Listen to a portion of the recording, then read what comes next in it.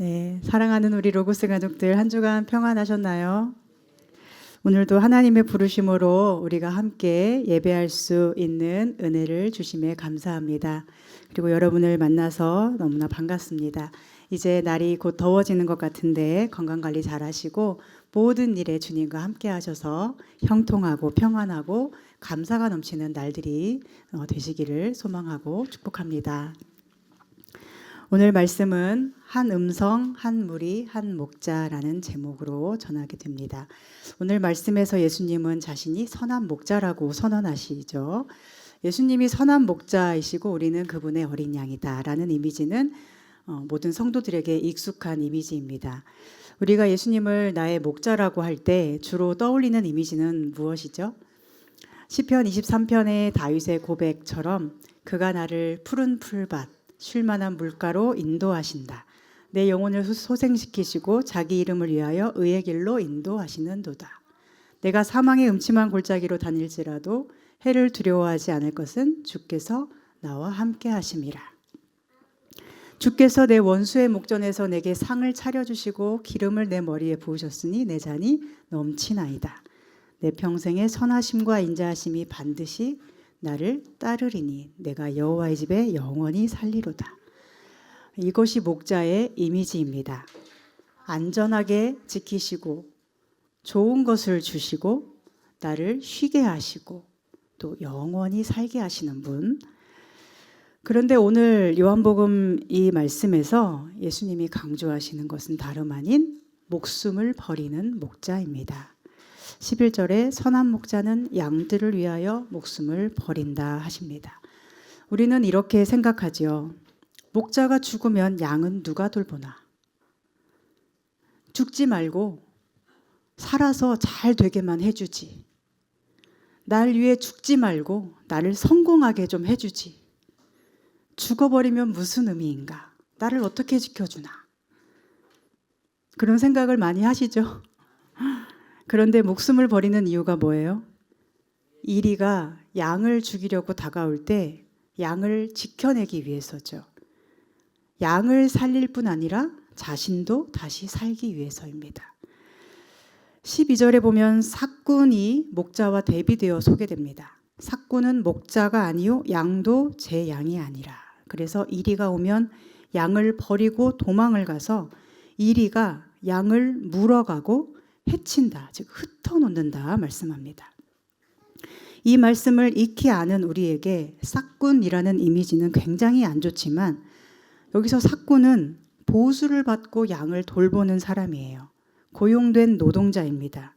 그래서 삭군이든 목자든 양을 통해서 먹고 양을 통해서 입는 사람이에요.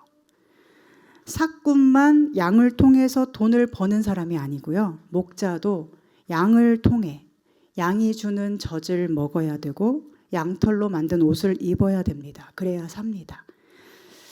또 선한 목자가 아니어도 삭군이어도 양들을 물가에 데리고 가고 풀밭에 눕히고 이런 일은 고용된 사람으로서 다 할 수 있어요. 겉으로 드러나는 것은 똑같아 보일 수 있습니다. 그런데 문제는 언제 일어납니까? 이리가 등장할 때, 정말로 위험한 순간에, 정말로 양에게 생명이 지켜져야 될 그 절박한 순간에 누가 양을 지키는가? 누가 양을 살리기 위해서 자기 목숨까지도 버리는가? 이것이 선한 목자와 삭군을 가르는 유일한 기준입니다. 이리가 오기 전에는 삭군이 목자인 척 할 수 있습니다. 양들도 삭군이 목자인 줄 알고 있을 수도 있습니다. 그러나 이리가 등장하면 삭군은 도망가기 바쁩니다. 이리와 싸우다가 죽을지도 모르는데 그 정도로 양을 사랑하지 않는 거예요.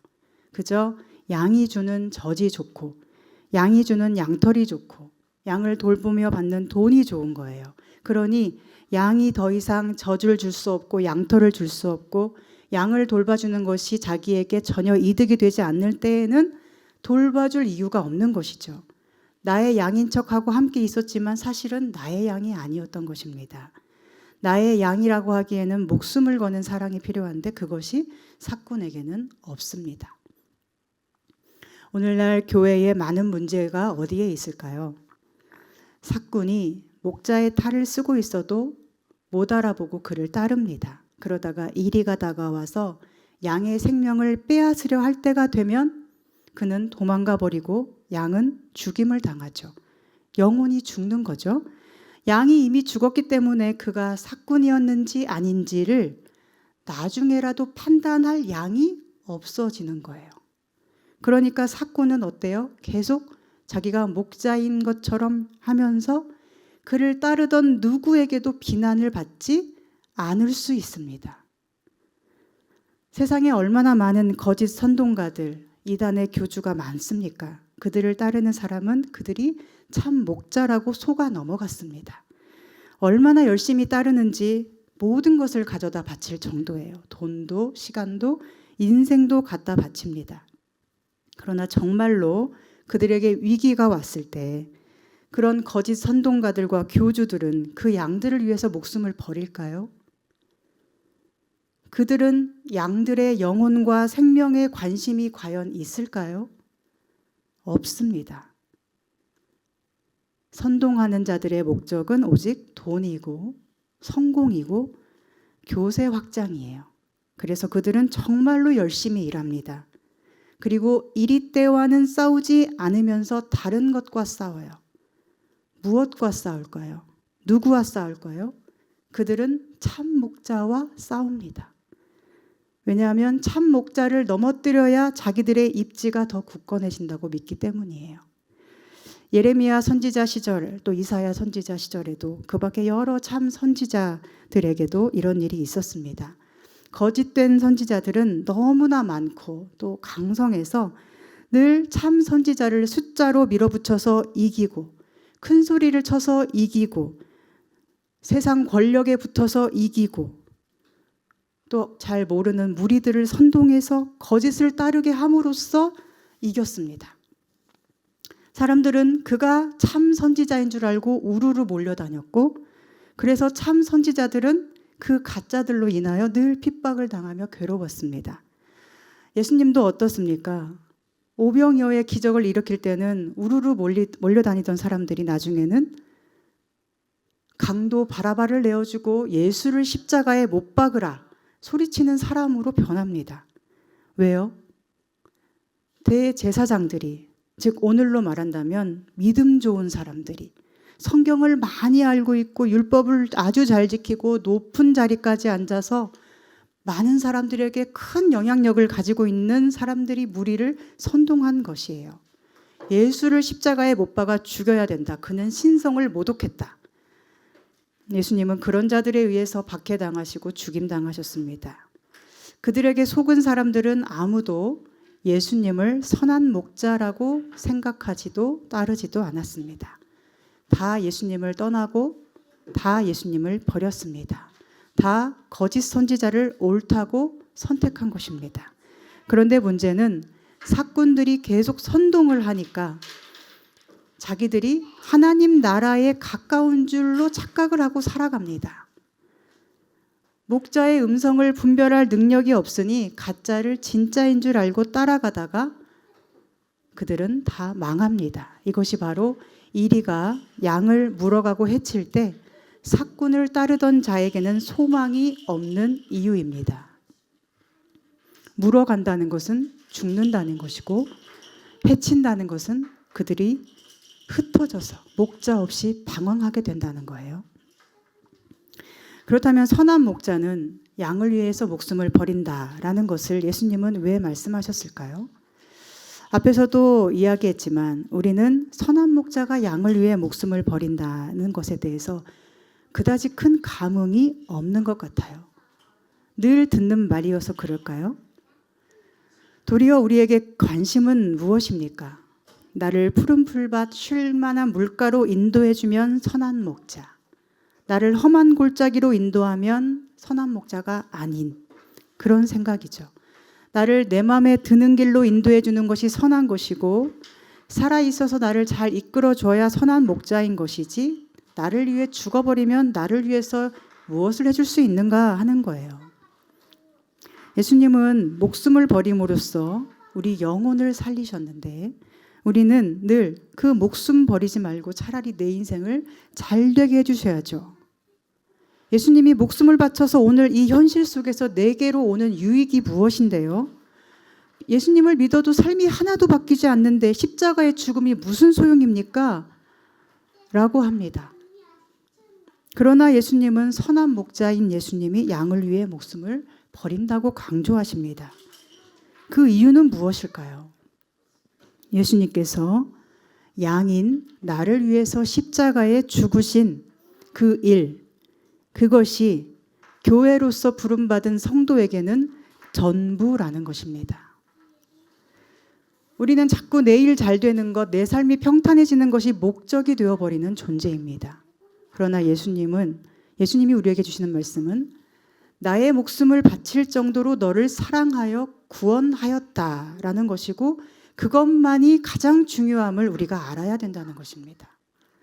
이리때가 공격하여 우리 영혼을 넘어뜨리고 하나님 없이 방황하며 어둠 속을 헤매고 있을 때 목자가 나타나 그 이리때와 싸워 죽으심으로 죽음에 넘겨질 우리 영혼을 살려내셨습니다. 그리고 그 목자는 무덤에서 3일 만에 다시 살아나심으로써 죽음의 권세를 완전히 멸하셨고 모든 죄와 죽음의 권세가 이리때처럼 우리를 죽이고 물어뜯으려고 하지만 우리는 결코 죽지 않고 물어뜯기지 않고 예수님 안에 있는 한 다치지도 않는다는 것을 예수님은 그 몸의 부활로 그 몸의 승리로 보여주셨습니다. 그렇다면 예수님을 따르는 양의 우리라는 것은 바로 교회인데 모든 교회들은 어떻게 해야 합니까? 교회가 늘 기억하고 늘 이야기해야 하는 것은 무엇입니까? 예수님이 나를 위해 십자가에 죽으셨고 다시 살아나심으로써 나의 죄된 육체는 십자가에 못 박혔고 이제 내 안에는 그리스도의 영이 임하여서 나는 이제 사나 죽으나 주님의 것이 되었고 주의 성령이 나를 대신하여 내 안에 살아계신다는 것. 이것을 늘 기억해야 되는 곳이 교회입니다. 내가 하는 일은 늘 죄를 짓고 하나님 마음을 아프게 하고 하나님에게서 멀어지고 하나님과 분리되고 단절되고 그리스도 안에서 형제인 그리고 이웃을 아프게 하고 상처 주고 미워하고 질투하고 시기하고 그들과 단절되고 소외되고 고립되는 것 그런 것들인데 내 안에 성령께서는 나를 살리신 것처럼 내 형제와 이웃도 살려내셔서 예수님이 아니고서는 절대로 하나가 될 수 없는 우리들이 그리스도를 통해 한 몸이 되고 서로 사랑하며 한 성령 안에서 하나님의 거룩한 성전으로 지어져 가게 하셨다는 것입니다. 그리고 하나님의 때가 되면 주님을 따르던 성도들은 그리스도의 다시 오심을 보게 될 것이고 주님은 땅끝에서부터 그분을 따르던 모든 성도를 모으셔서 그 눈물을 닦아주시고 하늘로 올리셔서 하나님의 영광의 보좌 앞으로 인도해 주신다는 것입니다. 결국 교회들이 늘 기억하고 이야기하고 기뻐하고 자랑해야 되는 것은 무엇입니까? 예수님이 나를 위해 십자가에 죽으심. 그러나 하나님의 능력으로 부활하여 살아계심. 그리고 장차 나를 구하려 다시 이곳으로 오신다는 것입니다. 이 세 가지가 교회가 해야 되는 이야기의 전부입니다. 사도행전 2장에 나오는 초대교회의 모습을 보면 늘 이런 것을 이야기하는 것을 알 수 있습니다. 베드로 사도나 스데반 집사의 설교에서 우리가 보는 것은 무엇입니까? 너희가 십자가에 예수님을 못 박아 죽였다. 너희의 죄가 그렇게 했다. 그러나 예수님은 하나님의 권능으로 사흘 만에 살아나셨고 장차 심판하러 오실 것이다. 너희가 예수를 그리스도로 믿으면 살겠고 그렇지 않으면 죽는다. 이것이 교회가 외친 전부였어요. 사도행전 2장 46절과 47절 한번 함께 찾아볼까요? 사도행전 2장 46절, 47절을 찾아서 함께 보겠습니다. 거기에 보면 교회를 이룬 성도의 모습이 이렇습니다. 시작. 날마다 마음을 같이하여 성전에 모이기를 힘쓰고 집에서 떡을 떼며 기쁨과 순전한 마음으로 음식을 먹고 하나님을 찬미하며 또 온 백성에게 칭송을 받으니 주께서 구원받는 사람을 날마다 더하게 하시니라. 아멘. 초대교회에 믿는 사람들은 마음을 같이하고 성전에 모이기를 힘썼고 함께 떡을 떼며 기쁨과 순전한 마음으로 음식을 먹었습니다. 그들이 하는 일의 모든 근원에는 십자가의 죽으심과 부활에 대한 감격이 깊이 자리 잡았고 그들이 기쁨과 순전한 마음으로 음식을 먹으며 하나님을 찬미한 이유는 십자가의 사랑이 너무도 감사해서 그 기쁨이 삶의 모든 여건과 어려움을 능히 이기도록 한 것입니다. 아마도 그들은 이런 식으로 이야기하지 않았을 것 같습니다. 예수님이 왜 죽었다 부활했는데 그렇게 빨리 하늘로 올라가 버리신 거야? 여기 살아서 우리와 함께하면서 우리를 승진도 하게 해주고 노예인 사람은 자유인으로 풀어주고 가난한 사람에게 돈도 좀 많이 갖게 해주시고 병자들을 안 아프게 고쳐주는 일을 해주셔야지. 그게 선한 목자의 일인 거지. 왜 가셔서 우리는 이 고생을 하고 상황은 하나도 안 변하고 여전히 우리는 노예로 계속 살아야 하고 가난해야 하고 병든 몸으로 살아야 하지? 이런 이야기를 아무도 하지 않았을 것입니다. 그들의 모든 말과 행동의 근원에 예수 그리스도의 십자가 사랑에 대한 감격과 기쁨과 감사가 자리 잡았으므로 그들이 하는 모든 말과 행동은 하나님을 찬미하는 것이 되고 그것이 모든 사람들 앞에 칭송을 받을 정도가 되었습니다. 어떻게 그 고된 삶에서도 하나님을 찬미할 수 있는가? 십자가의 죽임을 당한 예수가 그토록 그들에게 귀한 존재인가? 정말로 그들이 기다리는 대로 예수가 그리스도로 심판주로 이 땅에 다시 올 것인가? 그들의 기쁨의 근원은 도대체 무엇인가? 그 결과로 주어진 선물이 바로 뭐예요? 구원받는 사람을 주께서 날마다 더하게 하신 것입니다. 즉 부흥입니다. 그들의 목적이 교회 부흥인 적은 한 번도 없었을 거예요. 그들의 목적은 자기가 누구인가를 기억하는 것이었을 것입니다. 그리고 나를 살리신 주님께 감사하는 것이 그들의 목적이 되었을 것입니다. 그 기쁨의 소식을 한 명에게라도 더 전하려고 늘 바쁘게 다녔고 그것을 전하지 못할 때 슬퍼하며 부끄러웠을 것입니다. 그들은 예수님의 십자가의 죽으심과 부활을 늘 기억하고 감사하며 그 기쁨을 서로 이야기하고 모일 때마다 먹을 때마다 예수님이 나 같은 죄인을 사랑하셔서 죽으셨다는 사실에 대한 감격으로 넘쳤을 거예요. 그리고 서로의 믿음을 응원하고 격려하며 다시 오실 주님 앞에 경건한 마음과 겸손한 삶으로 함께 나아가기를 원했을 것입니다.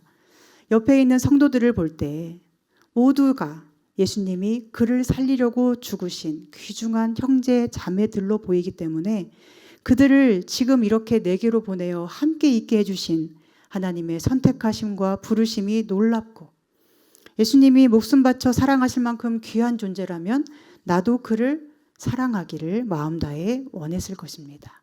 그렇게 서로가 서로에게 사랑하기 원하고 응원하고 격려하기를 원하지만 그것은 오직 예수 그리스도를 통하여 예수 그리스도 안에서 이루어지는 믿음의 격려, 사랑의 행동이었을 것입니다.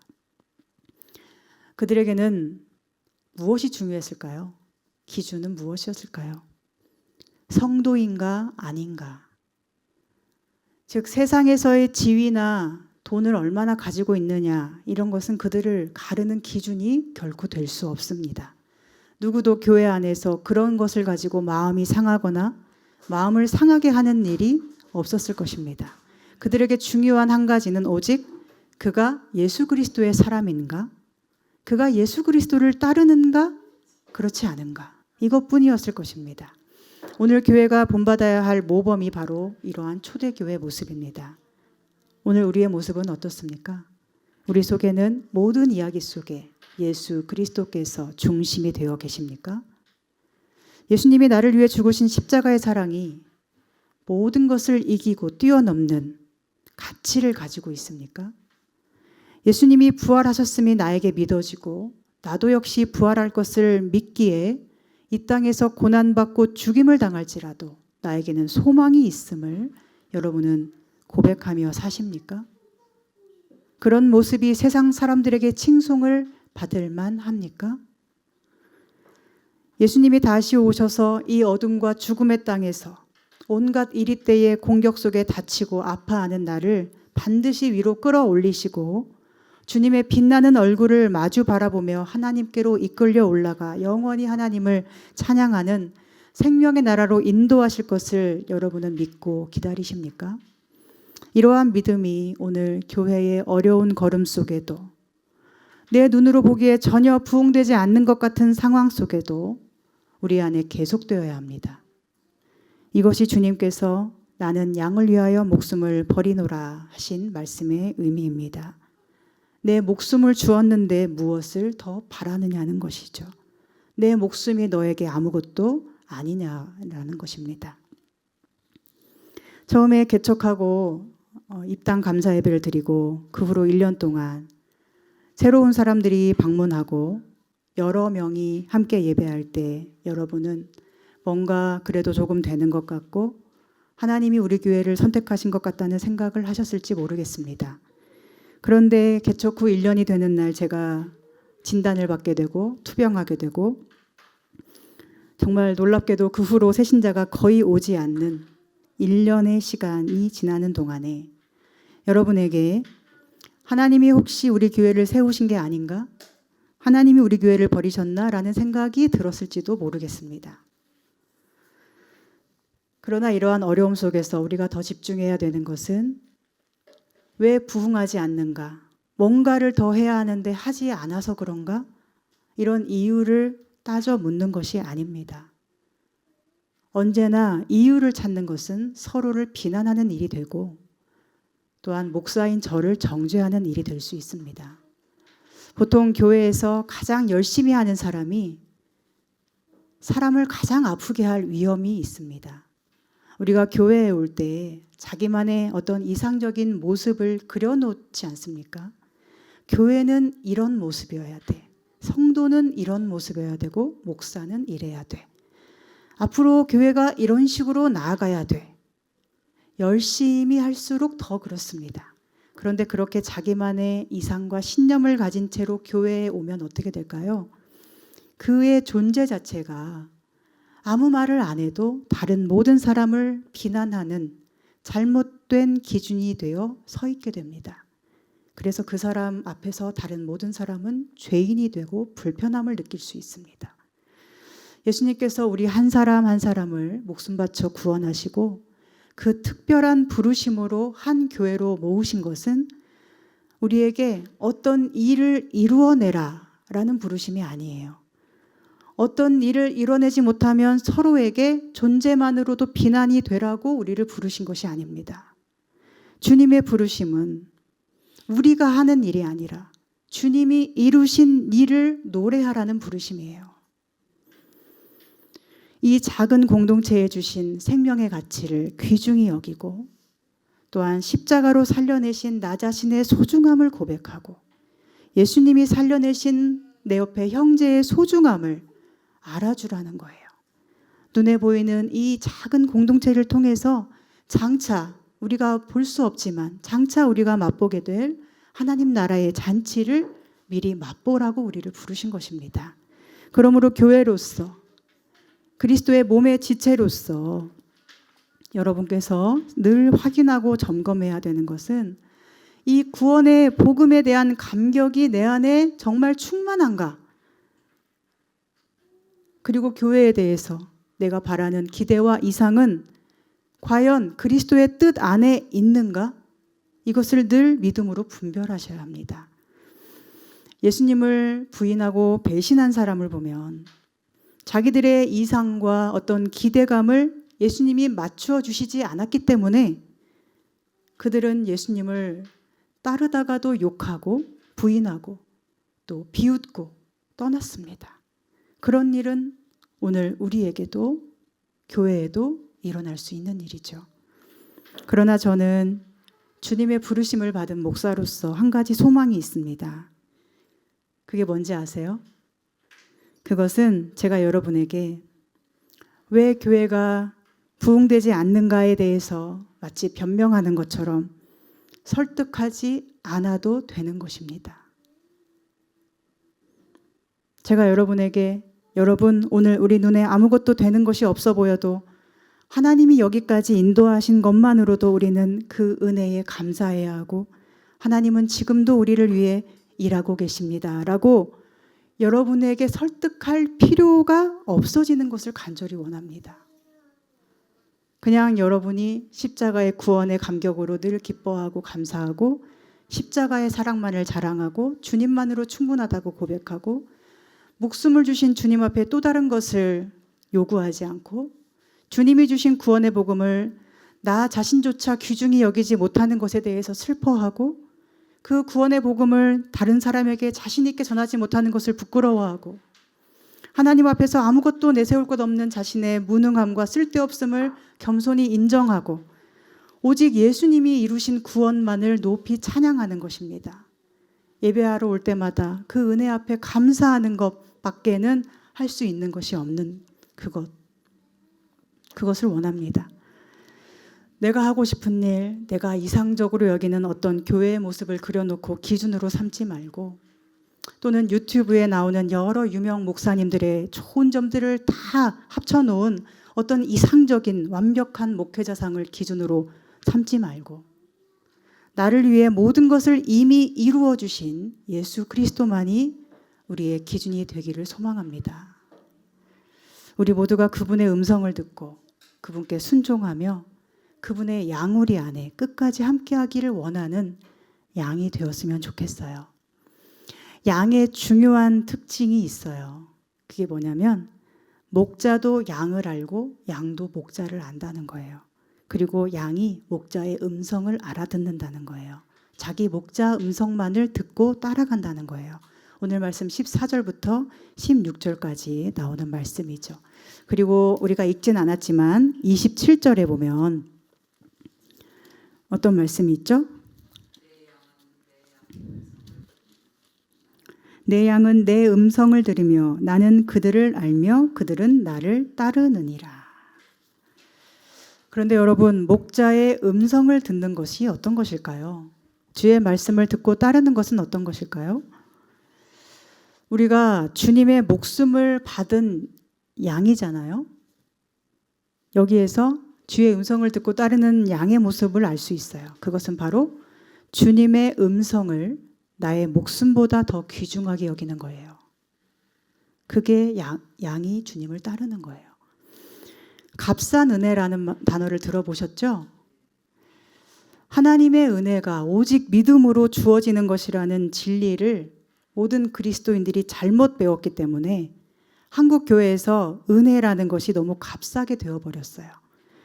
예수님의 십자가 구원은 값이 아주 싸서 아무렇게나 주어지고 아무에게나 그냥 주어지는 굴러다니는 쓰레기처럼 되었다고나 할까요? 그러니까 그걸 받아도 기쁨이 없는 거죠. 그런 값싼 은혜를 받은 사람은 과연 주님의 말씀을 따르고 지킬 수 있겠습니까? 어차피 공짜로 아무렇게나 흔하게 주어지는데 왜 굳이 힘들게 말씀을 따르려고 할까요? 말씀을 듣고 따르는 사람은 어떤 사람일까요? 내게 목숨을 주신 예수 그리스도의 십자가의 은혜가 너무 값비싸고 고귀해서 나도 나의 가장 귀한 나의 목숨을 걸고 그 말씀을 지키려는 사람이에요. 말씀을 목숨 걸고 지키는 사람이 주님의 양입니다. 목숨 바쳐 살려내신 내 생명, 내 영혼의 소중함에 대해 감격하며 그게 너무 감사해서 다른 어떤 은혜도 더 이상 필요하지 않은 것이 바로 양이에요. 말씀을 묵상하는 게 중요하지만 그것만이 중요한 게 아닙니다. 시간 될 때마다 말씀을 읽고 시간 맞춰서 기도하고 말씀을 많이 알고 있고 그런 게 주의 음성을 듣는 것이 아닙니다. 요즘 코로나 이후로 얼마나 많은 유튜브에 많은 설교들이 널려 있습니까? 너무 많은 설교들이 늘상 우리 앞에 주어지다 보니까 어쩌면 코로나 이후로 더 값싼 은혜, 더 값싼 설교, 더 값싼 복음이 되어버린 것 같아요. 성도들이 귀만 너무 높아져서 자기 자신을 드리려고는 하지 않고 어떤 이상적인 기준을 세워놓고 삶에서 실천은 하지 않아요. 그러나 한 말씀이라도 내게 주신 말씀을 지켜내려는 노력이 우리에게 필요하지 않겠습니까? 한 말씀이라도 지키기 위해서 목숨을 거는 용기가 필요하지 않겠습니까? 이것이 값비싼 은혜를 받은 자의 모습입니다. 예수님은 율법을 완성하려고 이 땅에 오셨다고 말씀하셨어요. 내가 와서 율법을 파괴한 것이 아니라고 하십니다. 도리어 율법을 온전하게 세우려고 오셨다고 하세요. 우리가 예수님의 목숨값으로 다시 살아난 이유는 이제 더 이상 하나님을 위해 아무것도 하지 않아도 천국 갈 티켓을 얻은 것이 아닙니다. 우리는 예수님으로 살아났기 때문에 이제 예수 그리스도의 형상에 이르기까지 자라나야 하고 자라날 수 있고 그 거룩함으로 하나님 앞에 설 수 있는 거예요. 그래서 성화될 수 있는 기회의 문을 주님이 십자가의 보혈로서 우리에게 열어주신 것이죠. 구원파 계열의 주장처럼 예수님이 죽으실 때 우리도 함께 죽었으므로 이제 우리 몸이 더 이상 죄와는 상관없는 몸이 되었기 때문에 죄를 지어도 괜찮다. 구원의 확신만 있으면 괜찮다. 이런 것이 아니죠. 우리는 여전히 죄를 짓습니다. 그러나 그 죄를 이길 힘을 주님이 주시고 우리는 그 힘으로 성화되어 가야 합니다. 누가 진짜 양인가를 목자가 안다고 말씀하세요. 누가 그리스도의 형상에 이르기까지 자기를 내려놓고 자기를 부인하고 십자가를 따라 주님 앞에 순종하는 양인지를 목자이신 주님이 아신다는 거예요. 그래서 현재 양 우리에 들어있다고 해서 다 양은 아니라는 것이 여기서 드러납니다. 그 양이 다른 음성을 목자의 음성으로 듣고 그 우리를 나가버리면 그 양은 양이 아니었던 것이죠. 그러나 현재는 양 우리에 들지 못했어도 주의 음성을 듣고 목자로 따르면 그는 주님의 양입니다. 그래서 예수님은 이 우리에 들지 않은 다른 양들이 내게 있다고 하시죠. 16절에 그들도 내 음성을 듣고 한 무리가 되어 한 목자에게 있을 것이라고 하십니다. 우리가 주님의 참된 양이었는가는 사실은 아직 드러나지 않았어요. 가룟 유다도 예수님의 제자 중에 한 명이었어요. 우리가 주님의 양으로 드러나는 것은 마지막 날에 있을 일입니다. 그 마지막 날까지 우리가 힘써야 되는 유일한 것은 무엇입니까? 내가 주님의 음성을 듣는 양인가를 늘 스스로 성찰하는 거예요. 내가 주의 음성으로부터 떨어져서 다른 소리에 귀를 기울이고 있다면 나는 주님의 양이 아닌 것임을 깨닫고 얼른 돌이켜야 됩니다. 주님은 우리가 양인지 아닌지를 아시기 때문이에요. 교회 안에서 누군가가 예수 그리스도의 음성이 아닌 다른 음성으로 이야기할 때 우리에게는 분별할 수 있는 믿음의 능력이 있어야 합니다.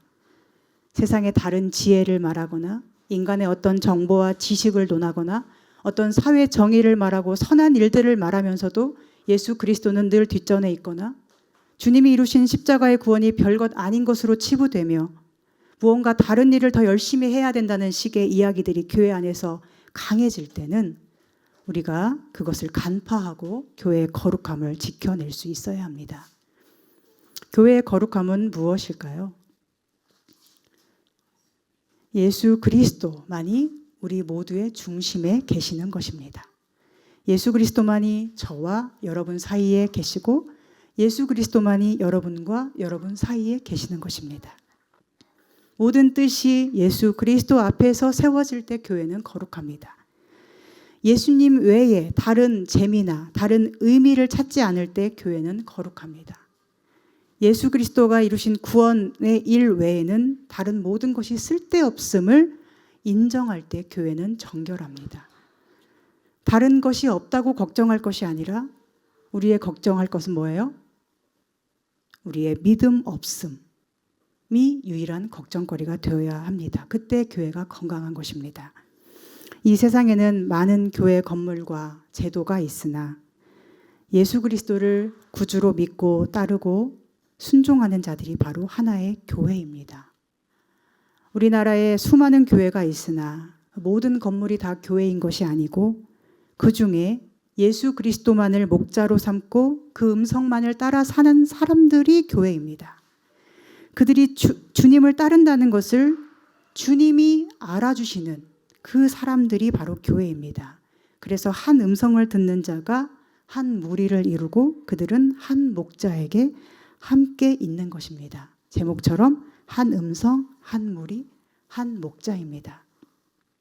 저는 개척을 한 후로 교회에 대해서 늘 고민이 많고 늘 자나깨나 기도하는 마음뿐이고 생각도 많습니다.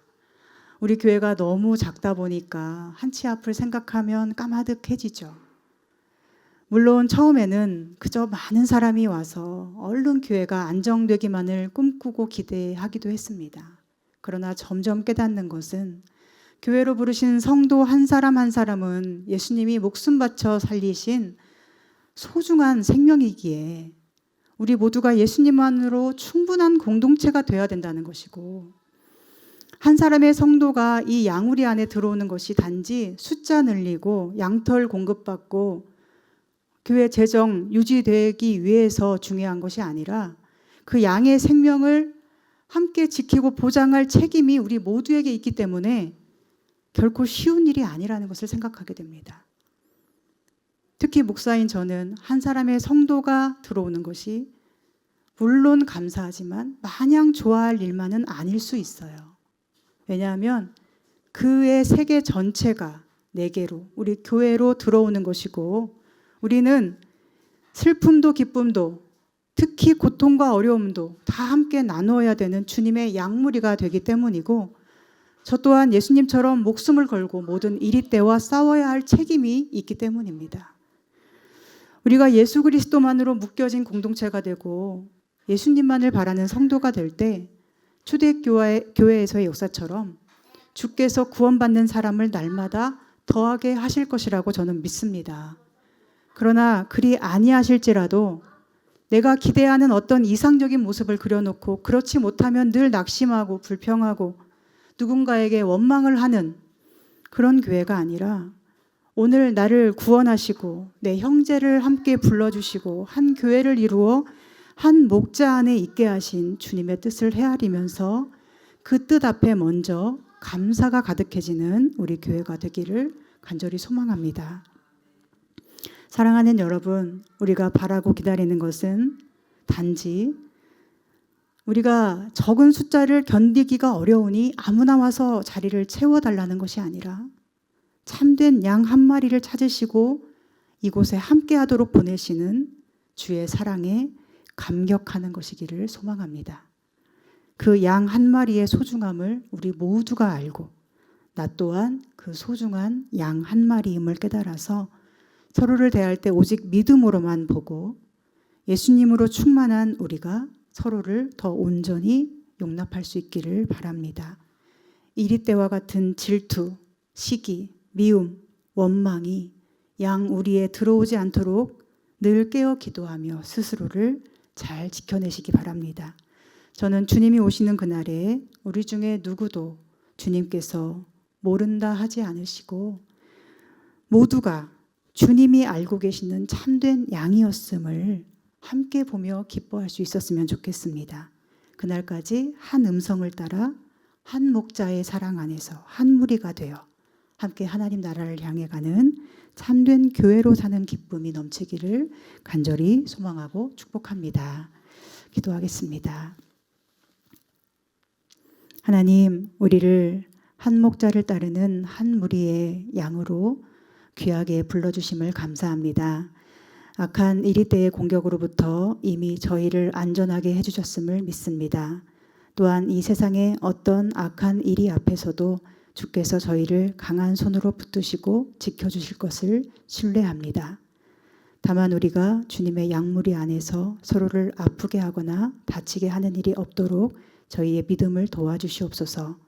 주님이 우리에게 주신 소중한 생명의 가치를 늘 힘써 기억하게 하시고 주님이 보내주신 소중한 형제 자매들로 인하여 감사할 수 있게 해주시고 나의 이상과 기대가 하나님의 뜻을 저버리지 말게 하시고 내 욕망이 하나님의 말씀을 이기지 말게 하시고 오직 하나님이 주신 모든 것에 감사함을 회복하여서 하나님을 찬양하는 소리와 서로에 대한 감사가 넘치는 우리 로고스 교회가 되게 하여 주시옵소서.